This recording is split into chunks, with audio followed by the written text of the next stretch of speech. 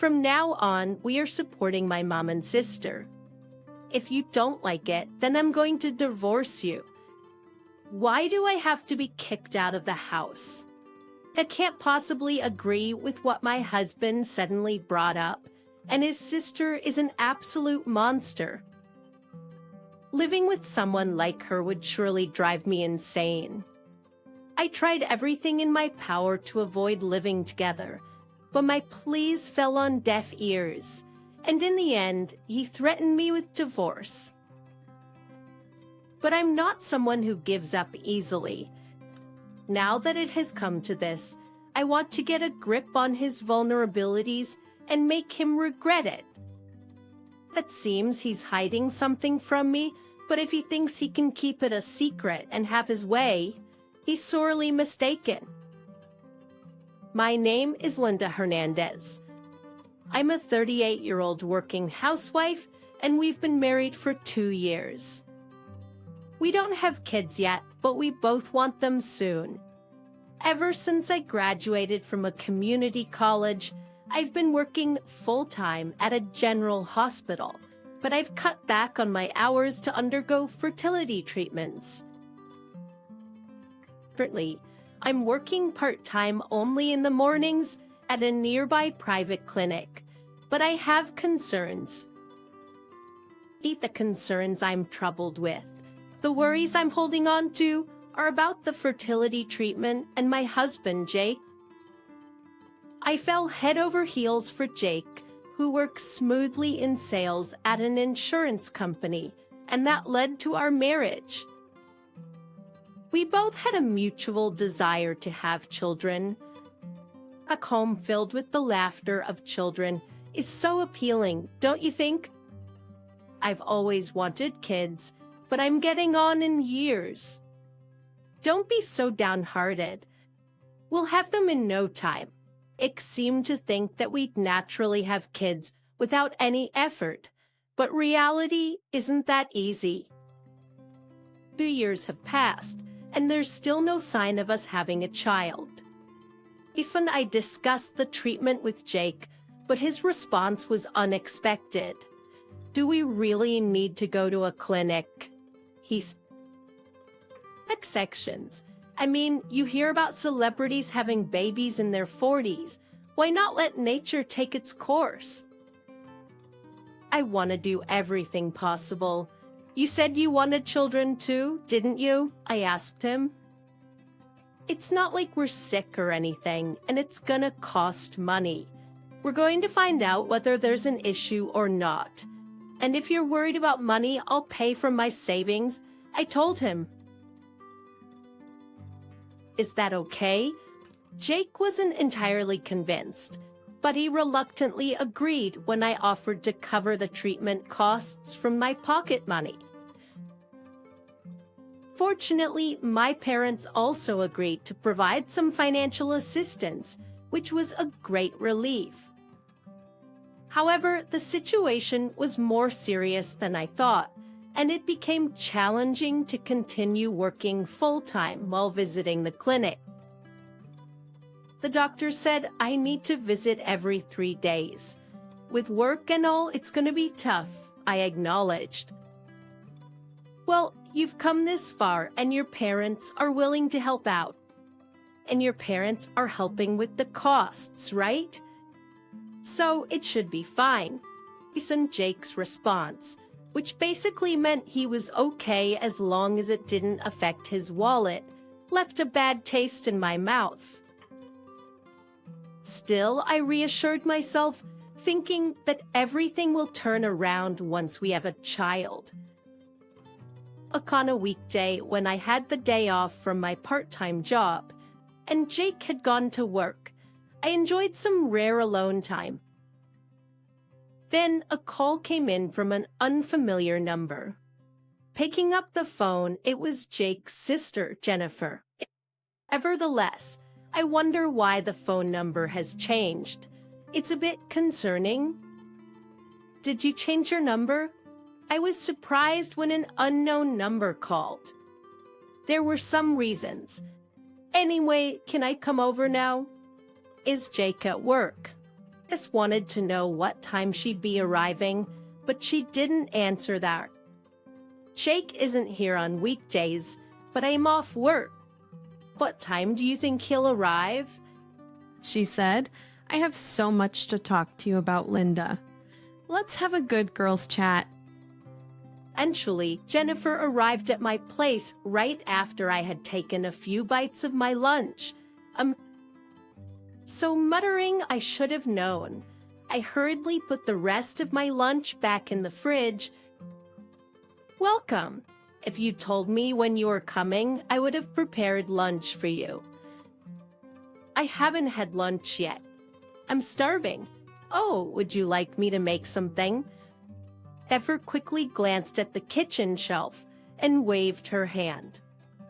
On the shelf was a gift pound cake from a department store. Actually, it was a limited item, and I was looking forward to eating it as a treat on a special day. Now, if I eat too much, I'll gain weight. Let's just have this for lunch. Where's the knife? Looking around the room for a knife to cut the pound cake, there was something slightly unsettling about Jennifer's behavior.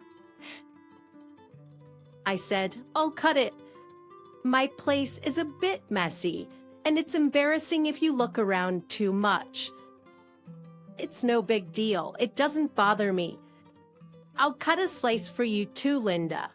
Saying that, she picked up the knife and began slicing the pound cake. I didn't have the energy to say anything. The thick, nearly 4-inch pound cake slice that Jennifer placed in front of me was so thin I could see through it. She immediately started talking again. She said, listen, recently my boyfriend's been a bit distant. Even though I tell him I want to see him, he's always making excuses like work or his daughter. Really? Oh wait, he has a daughter. But I'm a girl too. It's lonely. He could pay a bit more attention to me. Engaging deeply in such conversations usually leads to even longer ones. These things, which can be troublesome in times like these, are best handled by just keeping up the appearance of agreement and smiles. This is one of the interpersonal skills I learned from my medical office job, but there was one thing Jennifer said that I couldn't ignore. She told me if we had a child together, he would leave his current wife. Oh, is that so? Recently, I had a feeling that something was off, so I went to the doctor and found out that I am pregnant. I am so happy. I wonder when would be the best time to tell him. I almost dropped my cup of tea in surprise. Pregnant? Wait a minute. He's married, has a child, and you're pregnant. What's going on? She said he doesn't find his wife's daughter cute, which is why he wants to live with me and have a cute child that looks like me. You're kidding, right? Ever continued, puffing out her cheeks.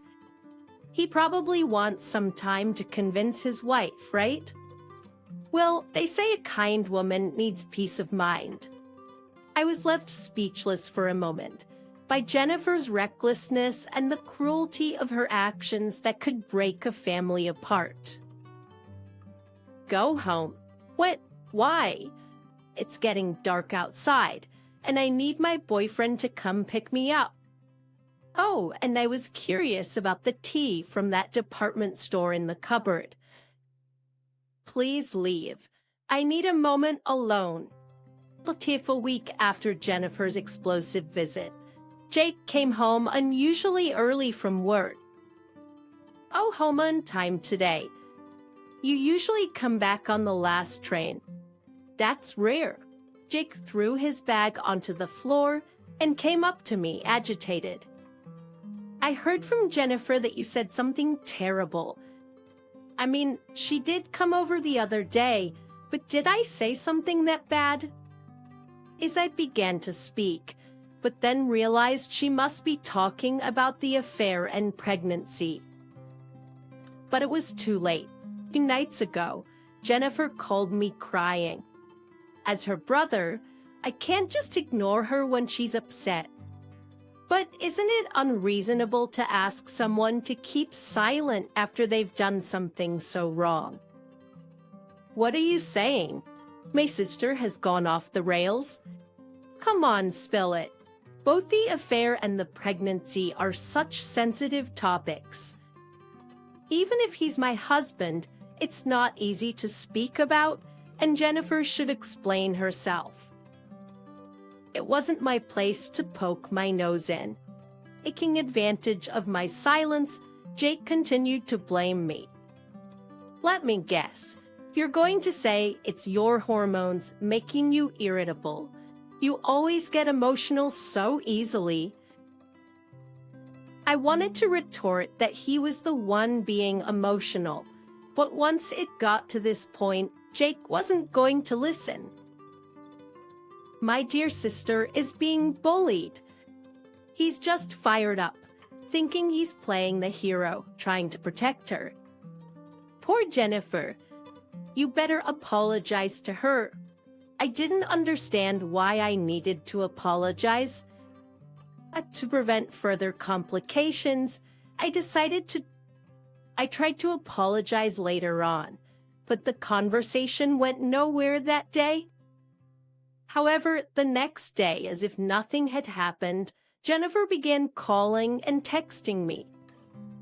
And she did it more often than before, which was quite a hassle. Sometimes, I couldn't reply during work, but if I left her messages unanswered, she'd complain to Jake.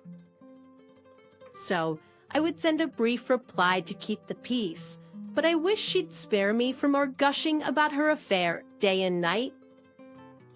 I had talked to Jake about Jennifer a few times, but it was all in vain. Right now, Linda's pretty much a stay-at-home wife, so she could at least listen to Jennifer's stories. What? Are you jealous because Jennifer got pregnant first? It's not like that. I'm busy too. If she expects an immediate response in the middle of the night, I end up losing sleep, sleep deprivation. But Jennifer was so happy, saying I never thought Linda would be this easy to talk to. I really want her to listen, so you should go along with it. Talking to Jake didn't resolve anything, except even as I'm lost in thought, the constant notifications from Jennifer never stop. What to do? But little did I know how naive I was to complain over calls and emails. I'd realized that later, about 2 months after discussing Jennifer's situation with Jake. The seasons were changing, and I thought about getting out some fall clothes. Just as I was about to get up, the doorbell rang. Did I order a package?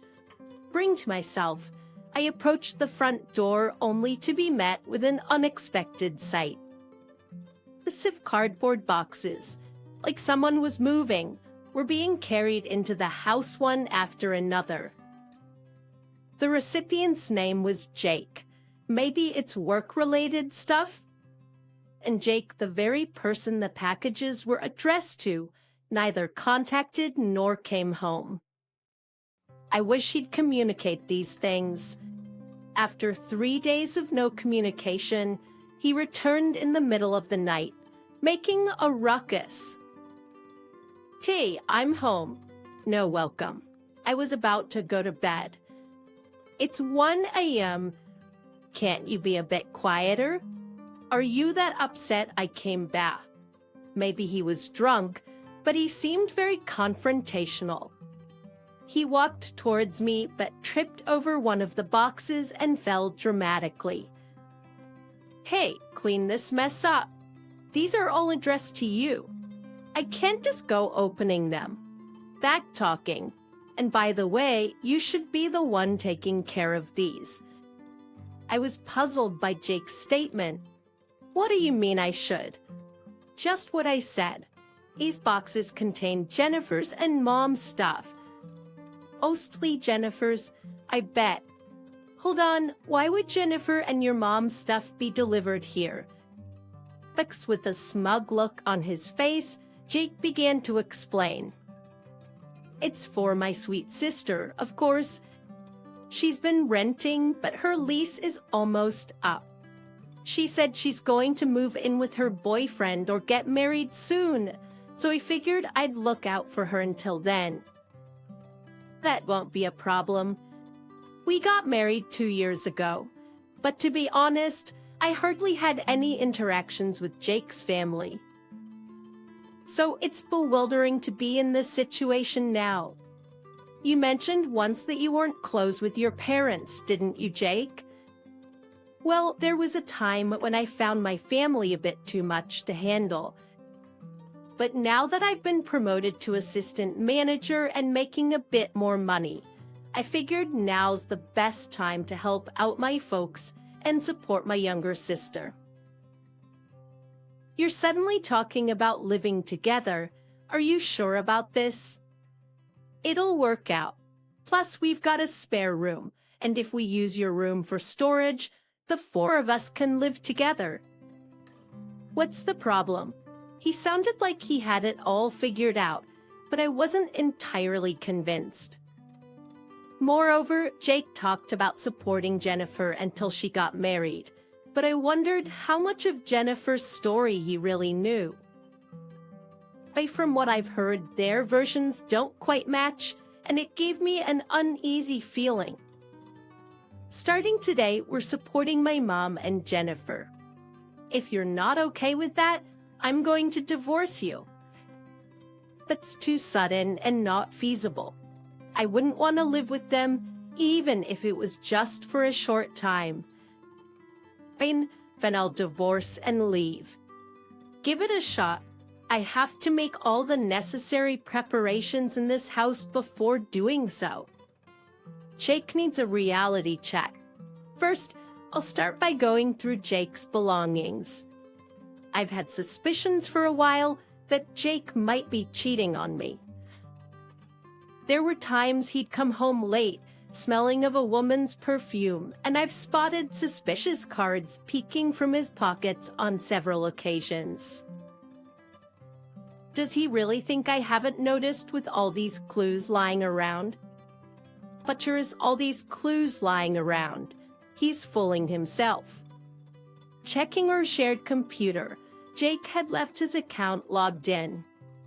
I was able to go through his emails, and sure enough, they were incriminating. Reading the email filled with sweet words, I got the chills. The person he was emailing was a woman. After digging further, I found hotel newsletters and reservation confirmations. Apparently, he's been going there every Wednesday and Friday. He used to tell me he was out drinking with colleagues or clients on those days. But now, everything clicked. Slyly, I noted down the hotel's name, so if I stake out the place, I might be able to get photos for evidence. But I'm no expert, and the last thing I want is to get caught. Exile, I'll have to think of a foolproof way to tail him and gather evidence. Jennifer seems to be coming over to the house in 4 days, but before that, while investigating Jake's affair, I've decided to also check out Jennifer's movements, just to be on the safe side. Jake seems to think Jennifer is some sort of tragic heroine or something, but boy is he wrong. She's just a mistress, scheming to stick around the house until she can make an affair official through marriage. You gotta do what you can now, for any unforeseen circumstances in the future. After all, it never hurts to have a few aces up your sleeve. Fumbling these thoughts to myself, I start checking social media. A friend suggestion pops up. I tap on an icon that seems to be Jennifer's face. Her photo is heavily edited, the shape of her face and the size of her eyes are completely different, but it's unmistakably Jennifer. Dizzying through Jennifer's page, I see photos and posts that lead me to an unpleasant truth. You've got to be kidding me. Most of Jennifer's photos are those hint photos, suggesting she's in a relationship. But what caught my eye was a man's belongings in the background, something familiar. These hint photos didn't show the man's face, but I'm pretty sure it's the husband of a close friend from high school. She was such a good friend that I even gave a speech at her wedding. Plus, I visited her house multiple times when she was single, so I know. He always had a unique taste in belongings and style. I remember thinking he had a flair for things with uniqueness, so I'm certain about it. One of the items in the photo is a shark bone keychain, identical to the one my friend said she and her husband both have. There's also a uniquely colored wallet and a tie with a distinct pattern. Anyone who knows him would instantly recognize those. I wonder if my high school friend knows about this. No, she's probably living her life unaware of it. Actually, I was torn, but decided my friend probably doesn't know. Whether to confront him about the affair or not, I'd leave up to her, but I decided to let her know about the social media account. And there's one more person I need to get in touch with. It's been a while, mother-in-law. You're coming over the day after tomorrow to live with us, right? I heard from Jake, but before that, there's something I'd like to discuss. Oh, what a coincidence. I'm going to be staying with you from the day after tomorrow, and I had something I wanted to talk to you about too. Given that the mother-in-law also wants to talk, this seems like a good time. I might as well lay it all out now. I'm going to be blunt. I'm thinking of divorcing Jake, and the reason is that he's been cheating. I'm still at the house now, but once I pack up, I plan to leave. I had a hunch something was up. Jake suddenly started talking about being a good son, and I knew something was off. So where's the proof? Here it is, we share a computer, and I found these emails and photos. I think they make it clear. Ben, is this all you've got? To the way she flips through the printed out emails hurts. Her gaze feels heavy. This is all for now. I really wanted more conclusive evidence before confronting Jake, but I don't have anything else yet. Well, considering it's him, I'd expect him to try and make excuses or lie. What's this? The sender's name is a woman. This can't be real. It's got to be some kind of prank. It was pure love. Our relationship is different from others. You understand, right? You'd support my pure love, wouldn't you? I'm dating with the intention of marrying. But your lives, both personal and professional, are fulfilling. He's a male nurse, hired midway through his career, who's very gently spoken and is really relaxing to talk to. He's an amazing man who wants to spend his life with me, even if it means not having children. I want to decide my own happiness as I move forward in life,